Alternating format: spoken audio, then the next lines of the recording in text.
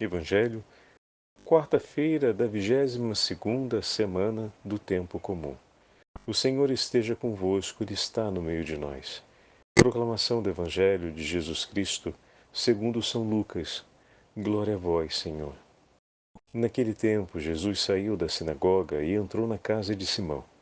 A sogra de Simão estava sofrendo com febre alta e pediram a Jesus em favor dela. Inclinando-se sobre ela, Jesus ameaçou a febre e a febre a deixou. Imediatamente ela se levantou e começou a servi-los. Ao pôr do sol, todos os que tinham doentes, atingidos por diversos males, os levaram a Jesus. Jesus colocava as mãos em cada um deles e os curava. De muitas pessoas também saíam demônios, gritando: Tu és o Filho de Deus. Jesus os ameaçava e não os deixava falar, porque sabiam que ele era o Messias.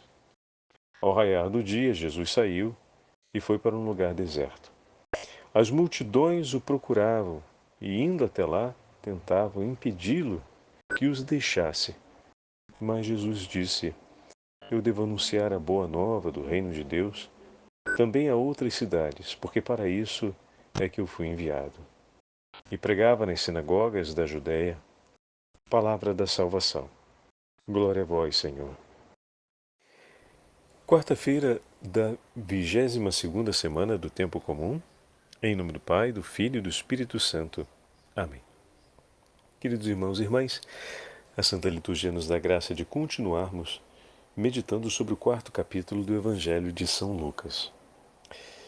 Hoje o Senhor continua o seu caminho através de Cafarnaum, da cidade do seu coração.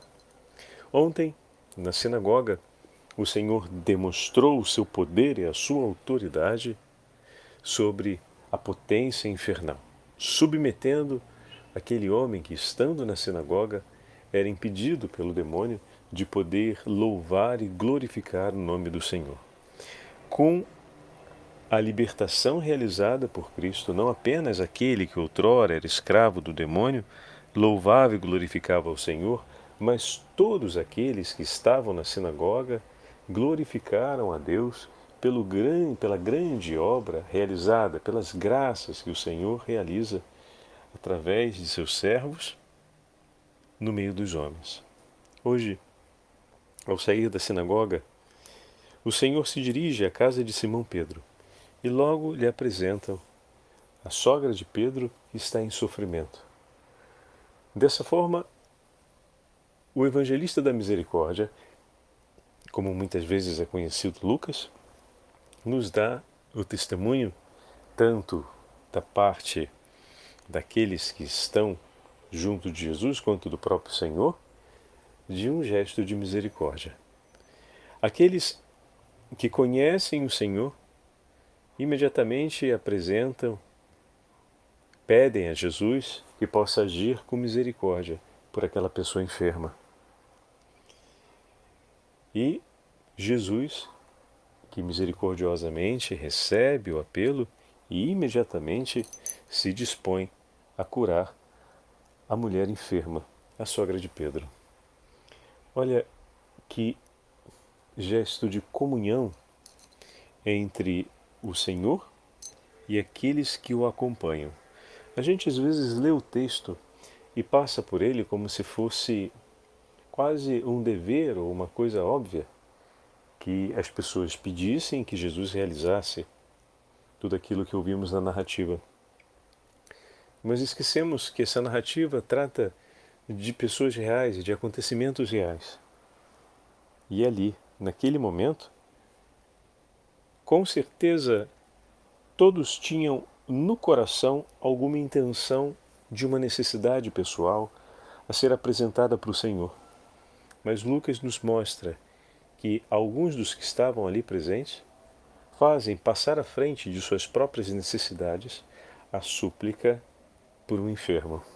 Apresentam a Jesus a necessidade de um outro que estava enfermo, que não tinha possibilidade de estar na presença de Jesus para apresentar por si a sua própria súplica. Tomaram consigo a dor do irmão e a levaram até Cristo. Como o Senhor, diante de um gesto de caridade como esse, pode ser indiferente? Percebem como o Senhor olha com amor quem age assim? Quantas são as pessoas que nós vemos durante o nosso dia e que conseguimos ter a consciência de que precisam de ajuda?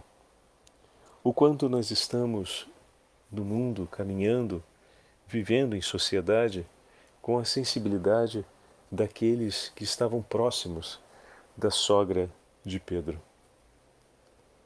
Sei que é um tema secundário diante do tema central do Evangelho, mas nos fala de tanta humanidade e de algo que acontece, que pode acontecer na nossa vida com grande facilidade. Constantemente as pessoas se aproximam para nos apresentar suas intenções, ou Deus nos dá a graça de ver a necessidade de nossos irmãos. E quando isso acontece, passamos à frente aquilo que vimos de nosso irmão na hora da nossa oração, nos colocamos como embaixadores das necessidades de nossos irmãos, como um porta-voz e ao mesmo tempo um socorrista, aquele que vai ao encontro da necessidade do que está sofrendo para levar-lhe o que é preciso para que o seu sofrimento se extinga. Esse é um grande gesto de misericórdia de um coração que se deixa inspirar por Deus e se torna capaz de olhar primeiro para o próximo, antes de olhar para si mesmo, ou que faz o olhar para si, do olhar para si, um olhar para o próximo. Mas em que sentido faz do olhar para si um olhar para o próximo, Padre? Ao sentir a necessidade de ir a Jesus para lhe apresentar os seus pedidos, se comove pelo irmão que também tem os seus pedidos, mas não o pode fazer com a mesma liberdade que eu posso. Então, por amor, eu me apresso e o ajudo a chegar primeiro. Bendito seja Deus por todo o coração bondoso que, inspirado por Deus, abunda nos gestos de caridade e de zelo pela necessidade do irmão. Vamos aproveitar hoje para a gente agradecer também por todas as pessoas que cumpriram o gesto de amor ao longo da vida em nosso favor, como hoje esses interlocutores de Jesus, cujos nomes não sabemos, mas que pedem por aquela senhora enferma. E Jesus imediatamente a cura, inclinando-se sobre ela, Jesus ameaçou a febre e a febre a deixou. E ela, com a mesma prontidão com que a súplica aconteceu, com a mesma prontidão com que Jesus respondeu, com a mesma prontidão com a qual ela foi curada, ela responde imediatamente, se levanta e começou a servi-los. Vejam como a misericórdia gera misericórdia e ao mesmo tempo gera a caridade. Sempre a prontidão aparece em todos os momentos do discurso, mostrando assim como o poder de Deus é grande no agir de sua misericórdia para gerar nos homens a disposição para amar, ou seja, o serviço da caridade. E ao pôr do sol, todos os doentes, todos os que tinham doentes, atingidos por diversos males, os levaram a Jesus. Olha quanta gente, olha como se tornou fecundo o exercício de misericórdia. Imaginemos que todos aqueles que foram até Jesus e de Jesus receberam a graça, se colocassem imediatamente a servir os seus irmãos. Meu Deus, tocaríamos com as mãos o céu na terra. Eis algo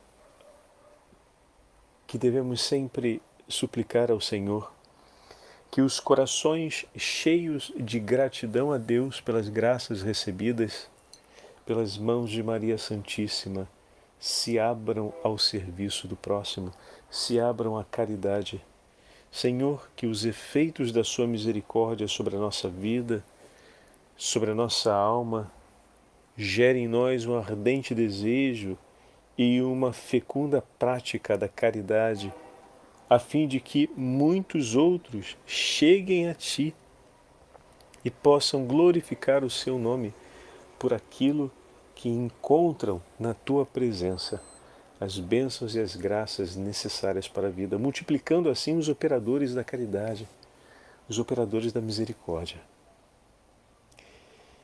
Diz ainda o versículo 40 que Jesus colocava as mãos e curava todos eles. E de muitos ele realizou ainda o exorcismo, submetendo a potência demoníaca que os levava àquela condição de adoecimento, expulsando propriamente os espíritos infernais que oprimiam a liberdade daqueles filhos de Deus, libertando das amarras do inimigo opressor. E dessa forma, aqueles espíritos aproveitavam, como falávamos esses dias, para confundir os que estavam ali, dizendo a verdade, pois se tratam de mentirosos desde o princípio.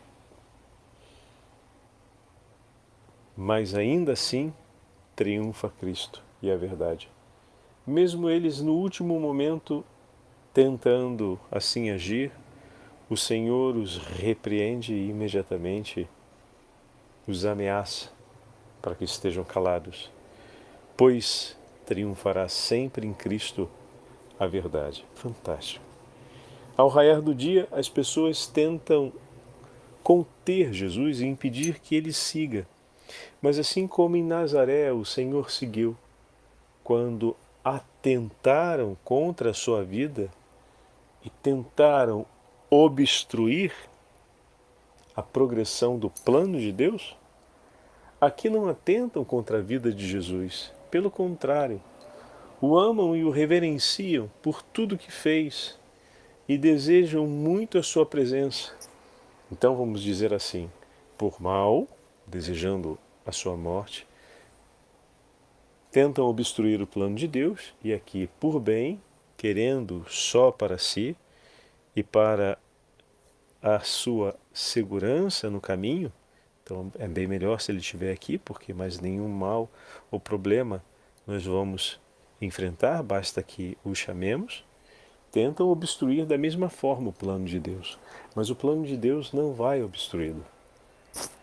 Mesmo que muitos se levantassem para tentar impedi-lo, que deixasse a cidade, Jesus responde: eu devo anunciar a boa nova do reino de Deus também a outras cidades.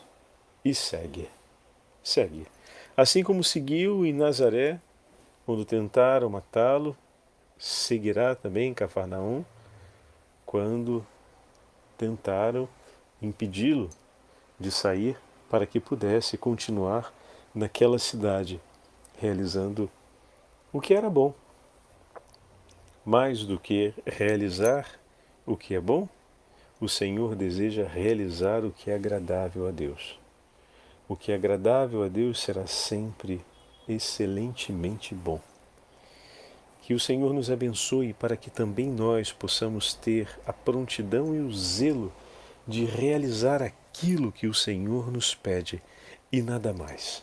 Que a nossa alegria, Senhor, seja cumprir a vossa vontade, hoje e sempre. Amém. O Senhor esteja convosco, Ele está no meio de nós. Pela intercessão da Imaculada Virgem Maria e São José, abençoe-vos o Deus Todo-Poderoso, Pai, Filho e Espírito Santo. Amém.